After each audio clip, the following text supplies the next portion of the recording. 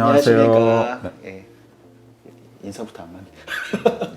그런 거죠. 뭐. 저희는 이제 이번에 처음 이제 그 연세준 TV를 갖다가 이제 저희가 영상으로 촬영을 해서 성형에 이제 관심이 많은 유저분들한테 이제 저희가 좀 좋은 정보나 성형에 대한 컨텐츠를 갖다 좀 소개를 시켜드리려고 이 촬영을 시작하게 됐습니다. 일단은 여기 옆에 계신 분들은 이제 그 연세준 성형외과의 이제 대표 원장님이신 이제 이승종 원장님이시고요. 원장님 그 간단하게 원장님 좀 소개 좀 부탁드리도록 하겠습니다. 일단 인사부터 올리겠습니다. 안녕하세요. 네. 연세준 성형외과 이승종 원장입니다.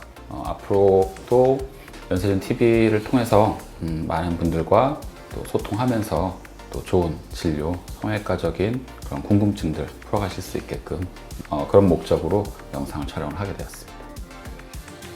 끝나셨나요? 네. 인사 일단 간단하게 끝났습니다. 하셨네요. 일단은 저 같은 경우는 이제 여기에 이제 좀 MC도 보고 원장님 이제 인터뷰 진행을 하는데 저도 원장님 이승종 대표 원장님하고 같이 근무를 하는 신영석 이사라고 합니다. 병원에서 이제 경영과 이제 총괄 업무를 맡고 상담 업무도 맡고 무거운 짐도 나르고 잡일도 하면서 원장님 옆에서 원장님이 하실 수 없는 부분을 제가 도와드리는 일을 하고 있고 이런 성형외과뿐만이 아닌 여러 가지 컨텐츠에 대한 일들을 많이 하다 보니까 그 중간에 모든 컨텐츠들이 성형에 모든 다 집결이 돼 있더라고요. 그래가지고 원장님하고 이제 이런 이제 뭐 유저분들한테 도움이 되는 그런 촬영을 갖다 하기 위해서 오늘 첫 촬영을 시작을 하게 되었습니다. 그러니까 저도 이게 촬영이나 이게 처음이다 보니까 혀도 꼬이고 하는데 일단 원장님 저는 솔직히 말씀드리면 이제 성형에 대한 그런 가장 궁금해하는 부분이 이제 저는 그 부위별로 이제 성형을 어느 부분은 어떻게 해야 된다, 어느 부분은 어떻게 해야 된다라고 이제 궁금해하시는 분들이 많아요. 그래서 이제 저희는 지금 이번 1편에서는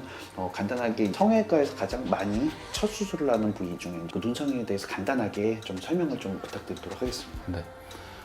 방금 말씀 주신 것처럼 오늘은 이제 연세준 성형외과의 이제 눈 성형에 대한 얘기를 먼저 좀 풀어볼까 합니다.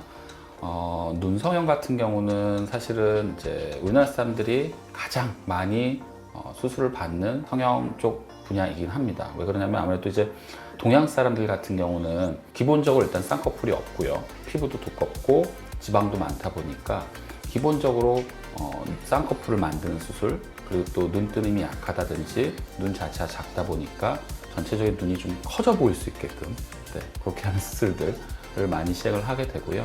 나이가 들면 들수록 제일 먼저 노화가 나타나는 부위가 눈입니다. 그러니까 눈이다 보니까 눈꺼풀 처짐이라든지 위쪽 눈꺼풀 또는 아래 눈꺼풀처럼 그런 처지는 부분에 대한 수술들도 많이 진행을 하기 때문에 아무래도 성형외과에서 제일 많이 시술하는 부위는 눈 쪽이고 오늘은 그래서 눈 성형에 대한 얘기를 먼저 좀 나눠볼까 합니다. 그러면 원장님 이제 뭐 눈 성형에 대해서 이제 사례나 그런 게 정말로 다양하게 많을 텐데 20대들이 또 선호하는 눈이 있고 또 이제 또 30대가 선호하는 눈이 있고 40대 그다음에 그 40대 이후에 이제 그 연령대가 또 선호하는 눈이 있는데 그거 좀 간략하게 좀 설명을 해주시면은 이제 유저분들이 조금 더 포커스를 잘 맞춰가지고 본인이 눈에 대한 목표를 갖다 세우고 상담을 받으러 올 수 있을 것 같아요.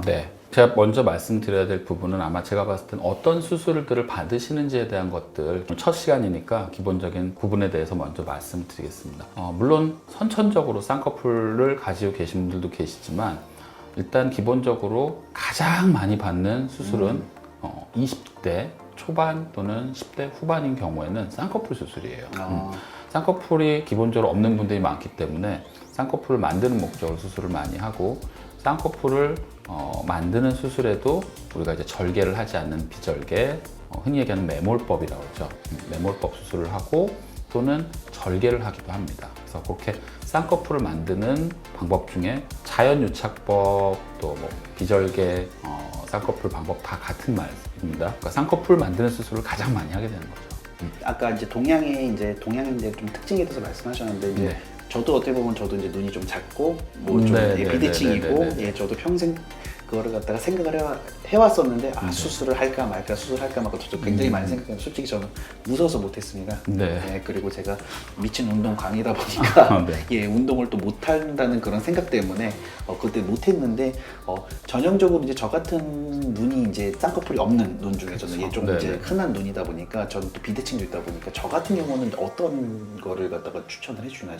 한번 볼게요. 근데 신사 얼굴을 자세히 본 적이 없네요. 네. 그래. 사실은 이제 여성 환자하고 남성 환자 접근법이 조금 달라요. 그래서 오늘은 일단 남자 환자분을 기준으로 설명을 드릴 거고, 여성 환자분 같은 경우는 좀 크고 시원한 눈매, 쌍꺼풀 라인이 딱 눈을 떴을 때 보이는 걸 선호를 하시고, 남성분들 같은 경우 너무 여성스럽게 그렇게 눈 라인을 잡아가게 되면 조금 느끼해 보인다라든지 약간 좀 진해 보일 수가 있어요. 그래서 일반적으로 남성분들이 원하는 경우는 속쌍꺼풀처럼, 그러니까 눈매 자체만 조금 날카로운 인상이 좀 부드러워 보일 수 있는 정도, 그 정도 라인을 잡아가는 걸 원하세요. 남성분들 같은 경우는 아무래도 그 쌍꺼풀 라인이 약간 눈을 떴을 때 약간 속쌍꺼풀 정도에서 날카로운 눈매가 좀 부드러워질 수 있는 정도로 원하시거든요. 그렇게 한번 좀 잡아볼게요. 네, 제 눈이 근데 지금 날카롭나요? 좀 조금 날카로워 보이는. 한번 느낌 한번 보세요. 자, 한번 보시고 털이 한번 펴보시고. 일반적으로 눈매 라인은 사실 사람마다 다르기 때문에 특히나 남성분들 쪽에서는 눈 성형보다는 나중에 제가 말씀드렸지만 코 성형 쪽을 사실 더 선호를 하긴 하고요. 눈매가 날카로워 보여서 인상이 강해 보인다는 걸 좀 부드럽게 하는 정도를 원하세요. 쌍꺼풀을 여성분들 잡는 것보다 조금 낮게 해서 한번 잡아볼게요. 눈 한번 번쩍 떠볼게요. 이런 식으로 쌍꺼풀 라인을 속쌍꺼풀처럼 눈매 라인 가리는 쪽 다시 한번. 눈 감아. 힘들어요? 아니요, 저도 보고 싶어가지고. 보고 싶어서? 네. 거울 보고 한번 들어보고 봐도 돼요. 눈 감아봐 주시고 눈을 밀어 떠보시게 살짝 이렇게 속쌍꺼풀 정도.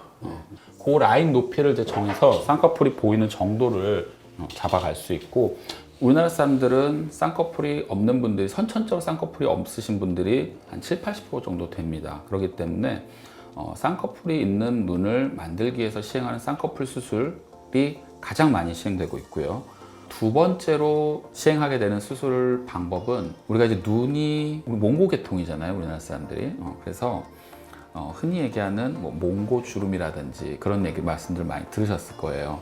눈이 일반적으로 예뻐 보이려면 눈을 커져 보이게끔, 눈이 커져 보이려면 눈은 우리가 위쪽으로 커질 수 있고, 또 앞쪽으로 커질 수 있고, 또 뒤쪽으로 커질 수 있고, 또 아래로 커질 수가 있어요. 위쪽 같은 경우는 눈뜨는 힘이 약하니까 눈뜨는 힘을 강화해주는 눈매 교정 수술. 앞쪽으로는 흔히 얘기하는 이제 몽고주름, 몽고주름을 제거해주는 앞트임 수술.